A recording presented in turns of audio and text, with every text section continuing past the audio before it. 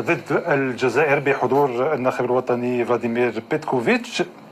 شفنا فلاديمير بيتكوفيتش مدرب المنتخب الوطني الجزائري في الصف السادس، يعني بعيد بزاف على المنصة. شفنا كذلك حتى في الكليب الترويجي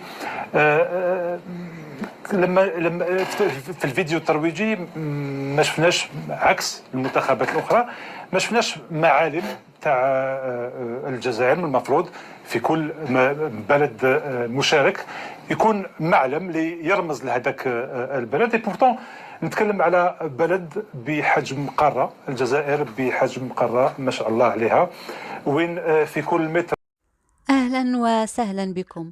مسلسل العويل والسعار لا زال مستمرا عند إعلام النظام الجزائري. من بعد ما خرجوا اتهمونا بسرقة الزليج المغربي، خرجوا وقالوا بأن المغرب ما عندوش ملاعب وغير مؤهل لتنظيم الكان. حاليا بداوا في سياسة أخرى وهي سياسة الشكاء والبكاء. إعلام مريض بالمغرب. كيفاش سألكم نتوما المغرب؟ أولا ما حضرتوش الحفل قرعة الكان كيف كل البلدان حاضرين، رسلتوا فقط المدرب ديالكم هو مدرب أجنبي وكيمثلكم، وكل الحضور أشاد بالاستقبال إلا أنتم دائما سبحان الله العظيم الشكا والبكا.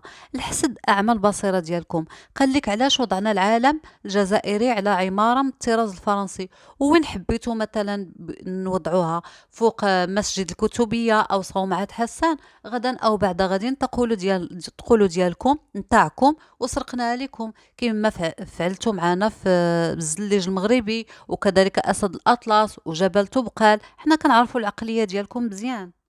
وفي ظل هاد السياسه ديال ضربني وبكى وسبقني وشكا اللي كتنتاجوها، الا نسيتو غادي نذكركم نهار كانت لعبه عندكم الوداد ورفعتوا العالم الجزائري فقط ولم ترفعوا العالم المغربي. حتى تقدمت إدارة نادي الوداد باعتراض عند الاتحاد الإفريقي لكرة القدم على عدم وجود العالم المغربي في الملعب، واضطريتوا منين دخلت الكاف اضطريتوا أنكم تنزلوا العالم الجزائري من الملعب عوض ما ترفعوا العالم المغربي، واكتفيتوا فقط بعالم الاتحاد الافريقي.